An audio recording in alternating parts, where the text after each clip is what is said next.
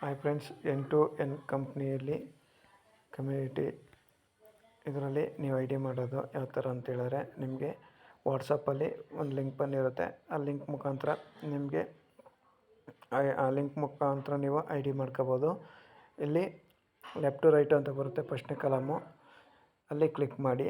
ಮತ್ತು ಇಲ್ಲಿ your name ಅಂತ ಇದೆಯಲ್ಲ, ಅಲ್ಲಿ ನಿಮ್ಮ ನೇಮ್ ಹಾಕಿ, ಮತ್ತು ಜಿಮೇಲ್ ಹಾಕಿ, ಮತ್ತು ಫೋನ್ ನಂಬರು, ಮತ್ತು ಸ್ಟೇಟು, ಮತ್ತು ಕಂಟ್ರಿ, ಮತ್ತು ನಿಮಗೆ ಬೇಕಾಗಿರೋಂಥ ಪಾಸ್ವರ್ಡು ಇಷ್ಟು ಹಾಕ್ಬಿಟ್ಟು ಇಲ್ಲೊಂದು ಬಟನ್ ಇರುತ್ತೆ.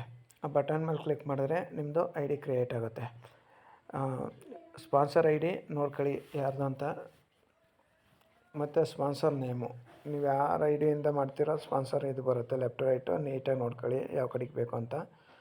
ಮತ್ತು ನಿಮ್ಮ ನೇಮು, ಜಿಮೇಲು, ಫೋನ್ ನಂಬರು, ಮತ್ತು ನಿಮ್ಮ ಸ್ಟೇಟು ಇದನ್ನ ಹಾಕ್ಬಿಟ್ಟು ಒಂದ್ಸಲ ನೋಡ್ಕೊಳ್ಳಿ ನೀಟಾಗಿ. ನೋಡ್ಕೊಂಡ್ಮೇಲೆ ಒಂದು ಕೆಳಗಡೆ ready and agree to term and condition ಅದ್ರ ಮೇಲೆ ಕ್ಲಿಕ್ ಮಾಡಿ, ಮತ್ತು ಸೈನ್ ಅಪ್ ಕೊಡಿ. ನೋಡಿ, ಸೈನ್ ಅಪ್ ಕೊಟ್ಟ ತಕ್ಷಣ ನಿಮಗೆ ಸ್ಕ್ರೀನ್ ಮೇಲೆ ನಿಮಗೆ ಐ ಡಿ ನಂಬರ್, ಪಾಸ್ವರ್ಡ್ ಬಂದುಬಿಡುತ್ತೆ.